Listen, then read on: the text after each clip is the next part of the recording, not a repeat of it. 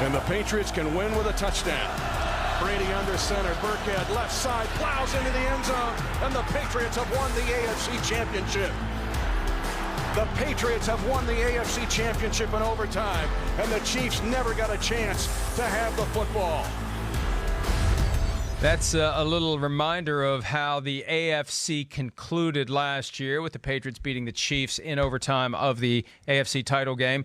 We're going to present to you now Big Cat's AFC picks. Mine are coming next week. I am procrastinating as long as I can. This is Big Cat's last show before the season starts. So we're going to see what he thinks, and I'm going to factor his views into my own. This is just part of the evidence that I'm compiling, casting a wide net, taking in all opinions, and I'll be very interested to see what Big Cat has to say. Let's start with the AFC East, the Patriots, the defending champions. Who do you like in that division this year?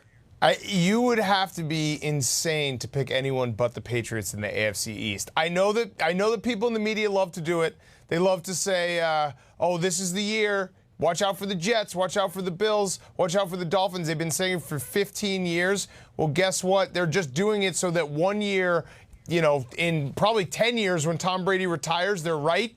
Just be right every year and say the Patriots are going to win the AFC East. So that one was the easiest one. The Patriots are going to win the AFC East. It reminds me there was a time 10, 15 years ago where there was a trend among analysts to pick the Cardinals to make it to the playoffs because they were due. And you just keep picking the Cardinals every year and they're finally going to make it and you look like a genius. I think that's a dynamic. You're right. Oh, the Jets. Oh, I like the Bills. Oh, no, the Patriots. I agree. I don't want to tip my pick, but you'd have to be crazy to think the Patriots aren't going to win that division. Whenever the Patriots do not win the AFC East with Tom Brady and Bill Belichick, which probably won't happen because they'll retire before it happens, there will be someone trying to take a victory lap that they were correct that specific year. I need the internet to find all the times that they were wrong and pull the receipts because just take the Patriots in the AFC East. Just do it. Yeah, it's like the old Chris Berman perpetual Bills 49ers Super Bowl pick. He thought eventually he'd get it right, even though it never actually happened. All right, AFC North. Who do you have coming out of that division, which, but for the Bengals, has three teams that could win the title? Yeah, so everyone obviously loves the Browns. People think that the Steelers are going to bounce back with maybe Antonio Brown off the team, a little less headaches, but I'm going with the Ravens. I think the defense... And I'm not a huge believer in Lamar Jackson as a thrower yet, but I think the whole package is special. He's got to get there in the throwing side. I like the Ravens. I think they are going to win the AFC North. And something about the Ravens, when their defense gets cooking, it's just a different style of defense. They had the second best defense last year. I think that's going to happen again this year behind the Bears. So I'm taking the Ravens in a very tough-to-win AFC North. The one thing about the Ravens that has me not concerned but hesitant, I don't know what the offense is going to be, and I have a feeling that offense is going to be different every week, that's what they're trying to set up here. And if Lamar Jackson can throw at a respectable level, they can design a game plan each week based upon what they've maybe set the next opponent up to think they're going to do, and maybe they think they see a weakness. They can run the ball, they can throw the ball. They want to have that versatility week in and week out, drive in and drive out, to really keep you on your heels guessing what they're going to do offensively. And it's worked so far because we don't know what they're going to look like. I don't know that I'm going to pick the Ravens, but I think as we get closer and closer to the start of the season, it makes sense to take them seriously because I feel like they're not just bluffing here. They got something up their sleeve that they think is going to be good. And when you see what John Harbaugh has done for his career as the head coach of that team, it's hard to doubt him this time around. All right, AFC South. We talked about them in the little TV-only stub that we did before we came back from the radio break. Who do you like coming out of that division, which got jumbled with Andrew Luck retiring last weekend? Yeah, I would have picked Andrew Luck and the Colts if this was being taped last Friday, but because he has retired, I'm going to take the Jaguars. We talked about it with Nick Foles. I think Nick Foles transforms that team. I think the team that you saw 2 years ago where they were dominant on the defensive side of the ball, Josh Allen is an absolute stud, an instant game changer for the Jacksonville Jaguars. So I'm taking the Jaguars to win the AFC South, to get their mojo back. I have never been a believer in the Texans. I famously bet the tip of my pinky that they wouldn't win the Super Bowl last year. I'm going to still not be a believer in the Texans. I love Mike Vrabel, but I can't figure out what's going on in Tennessee in the quarterback situation. He needs a quarterback before he's going to win the AFC South, so I'm taking the Jaguars. Are you putting the tip of your pinky on it again this year about the Texans not winning the Super Bowl? There will be a pinky bet. We will decide after week 3. So all right. Stay tuned. All right. And we will. And I agree with you on the Jaguars. I think that they are going to turn it around dramatically. I think last year was an aberration. I really think that what happened was they beat the Patriots week 2. They were 2-0. They just wanted to fast forward to the playoffs, and they forgot that, hey, week in and week out, you got to show up and win football games. And if you don't, the next thing you know, you're 5-11. And they didn't have that same sense of discipline that they had in 2017. I think they get it back this year, especially because some jobs are on the line in the front office and in the coaching staff if they don't. All right, last division in the AFC West. Chiefs are the defending champions. Do they repeat? Yes, they repeat. The Chiefs repeat. This is another one that don't overthink it. Obviously, there's some questions with their defense, but that offense is so explosive.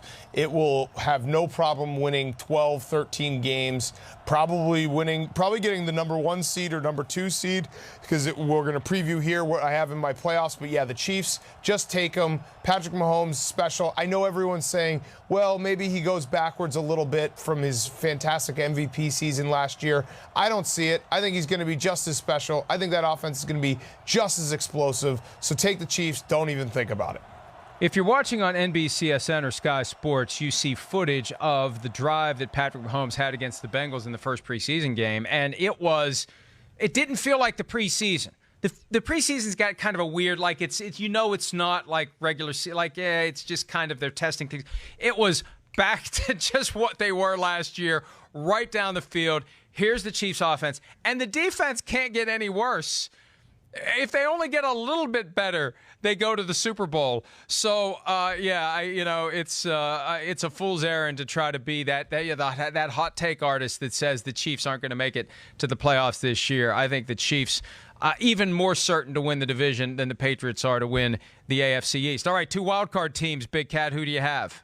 All right, so my 2 wildcard teams, I wanted to go with one team that I feel very confident will be in the playoffs and one a little outside the box. This is where I'm going outside the box. So I have the Browns coming out of the AFC North. I think they will go 9-7 or 10-6 and make that wild card spot.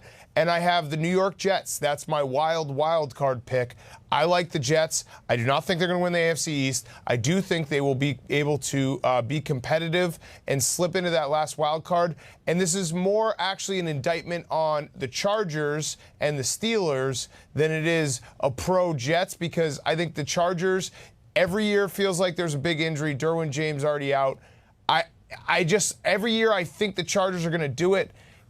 A couple of these quarterbacks, Mike, are going to fall off a cliff at some point. It happens overnight. Remember the Peyton Manning, his last year, when everyone thought that, oh my gosh, he's been terrible. The way Peyton Manning's career ended, that season where he went off the cliff, he was great at the beginning of that season. And then it went off the cliff, and I think it's a long season. You saw a little bit with Drew Brees last year, so I think you're going to get a little bit of that with the Chargers. So Jets, Browns in the wild card.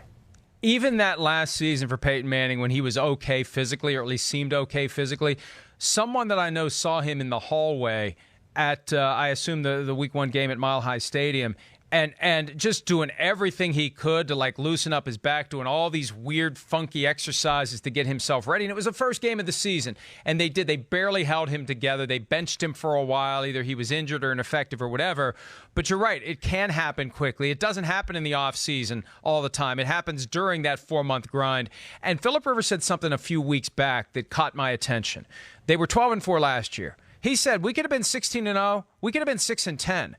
A lot of close games. And this year, teams are going to take them more seriously. This year, they got a little more hype behind them. Losing Derwin James hurts, and I tend to agree with you. I think that there's going to be a dip for the Chargers. And I'm glad that my not-so-subtle hyping of the Jets crept through. It got you to think outside the box. See, the box is here, and you're out here.